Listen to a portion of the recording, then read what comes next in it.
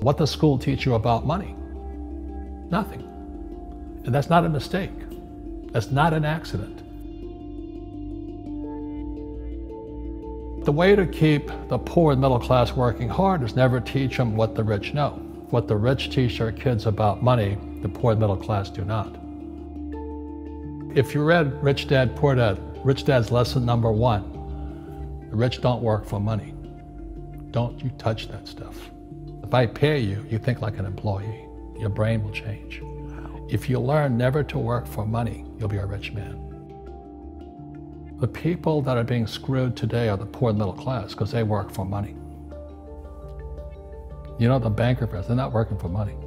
They have money working for them. Yep. Very big difference in mentality here. What is financial education? It's not get a job, work hard, save money, and invest in a well-diversified portfolio of stocks, bonds, mutual funds, and ETFs. That's not it. The financial industry is 2 things, debt and taxes. Debt and taxes. And we still tell kids to go to school, get a job, work hard, save money, and get out of debt. Now, who tells them to do that? That's the most ridiculous thing there is. The book starts and it says, lie number 1, saving money will make you rich. Yeah, it never will. You know that. All taught that as kids. Yeah, because they can print it.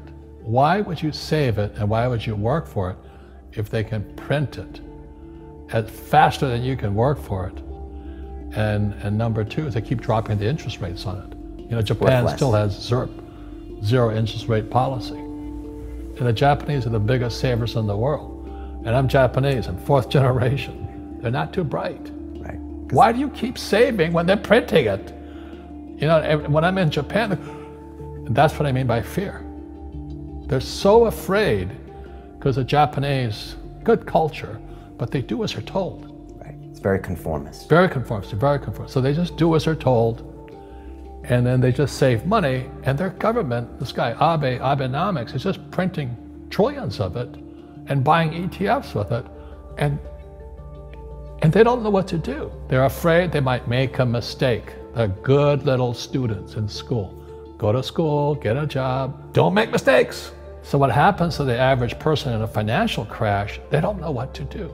And right now, as you know, for the middle class of the world, we're in a crash. You know, the purchasing power of the yen, the euro, the rupiah, all going down. And people are working harder and harder and harder, and the central banks of the world are printing more money. And so if someone's listening to us that's stuck in that poor middle class trap and they hear it's their fear that ultimately is keeping them from that, that's a hard thing to hear, Robert. But you're going to give them the information about what they can do if they can get out of that fear. Well, every time I do a lot of speaking to the masses out there. You know, Lehman doesn't invite me in because we're gone, but they go, well, what, you know, it's so risky. What you're saying is risky. And I said, what I do isn't risky for me, but it's risky for you. And when somebody says, what is risk? You have to look in the mirror. Do you know what I mean? For me to fly in Vietnam, that was high risk. But the higher the risk, the more you have to study. You know that, I know that. So if you're not going to study, you're not going to practice and all that, then you should do what Wall Street tells you to do. Buy 401ks, mutual funds, ETFs and all that. But that's where they're fake assets, because they only make Wall Street or the City of London rich. Just watch where the cash is flowing. Follow the money. The reason the rich don't work for money is number 1 expense is tax. See, there's 3 kinds of income: earned, portfolio, passive. So earned income is if I get a job, that's earned income. If I'm a doctor or a programmer, that's earned income because I'm working for it. If I buy, let's say, Apple for $10 and I sell it for $20, that's portfolio income, capital gains. Yeah. But passive income, which is cash flow, is never taxed. So it's not, and so these guys are screaming right now in America, tax the rich. I said, good luck. Because most of the guys complaining, they don't know there's 3 kinds of income. And the rich don't have jobs anyway. They have assets. And so the average schmo out there, poor guy, you know, sent the kid to school, they don't learn this.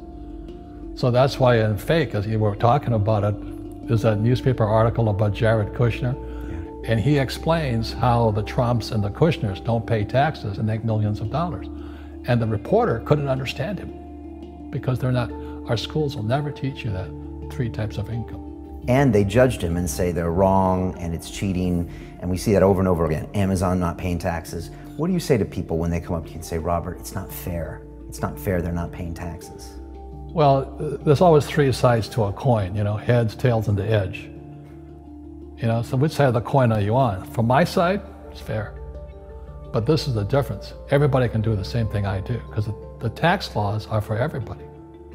You know, we don't say, well, the tax laws are only for the rich. No, the tax laws are for everybody to use if you have the right financial education.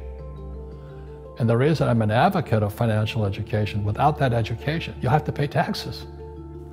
You see, very few people will buy what I do, make $1 million and pay 0 tax. That takes, and my rich dad taught me that playing Monopoly. That's how it started, you know, 4 greenhouses, 1 red hotel. Or the McDonald's formula, I write about it here. McDonald's, Ray Kroc. Yeah. McDonald's is in the real estate business. So they sell hamburgers, but they buy real estate, so they pay no taxes. You know, this guy Bezos, well, he's $16 billion. How much tax did they pay on that $16 billion? 0. And that's all legal. Anyone can do it. Everybody can do it. But most people lack the education. Correct. So Jared learned about money when he was a kid by watching his father, by watching these people invest in real estate, and said, wow, not only do you get to make the money, you get to keep the money. That's a big problem a lot of people don't understand. They, oh, look how much money I made, but how much did you keep? Because that could be half. How much tax did you pay? Right, what tax did you pay? And so you always say, this is the law. The law is true for every citizen. You can do it, but most people just don't do it. Sometimes, like you said, they don't have the education, but you need to have a plan if you're gonna go do risky things. Well, it's not risky. I mean, to me, what's risky is having a job and paying taxes. Yeah. And saving money because they're printing it. You know, that's the worst thing of all. And that's why there's fake money, fake teachers, because the teachers will never, they don't know it. Right. And fake assets, because Wall Street or the City of London or Lehman Brothers or Goldman and all, they're not going to tell you this. Yeah. How are there billionaire bankers today? Aren't they supposed to be watching your money, you know? You said in here also, the greatest asset you have is your mind. What does that mean? If you really want to be rich, take a class on real estate. Once you understand real estate is based on debt, learn how to use debt as money. So that once you learn how to use debt as money, you can never say, I can't afford it. You see, because the banks will give you, so the banks, after the crash of 2008, the banks gave me $300 million tax-free to buy real estate that the idiots had lost. I hate this, and then they were idiots because the prices were so high. Why would you buy it at the top of a market? Don't you know that's going to crash? They, oh, no. This is, you know, that was the subprime, was the derivatives market, the MBSs and all that stuff, had driven the price of real estate so high, and the rest of us were just waiting. And then when the whole thing came crashing down, all this real estate was now available. And they needed, you know, the Fed and those guys in the Treasury needed guys like us to go in there. So Wall Street gave us hundreds of millions of dollars to mop up all that real estate these guys had lost. Now, it's fair because everybody could do it. Right. So, you know, when I asked the average guy, I said, why don't you use debt? They can't even get a loan because their scores, their FICO scores, I don't even have them here, are so bad. Right. So that's what's going on in the world today. It's fake money, fake teachers, fake assets. The school teachers will never tell you that because they don't know it. My poor dad never knew that. And they think the rich are crooks. The rich just play by different laws. The rules are the same, but you have to do what the government wants you to do. Never say, I can't afford it. Ask yourself, how can I? The reason I have so much money is because I don't say I can't do it. I just go, how can I do it? And I just go and do it.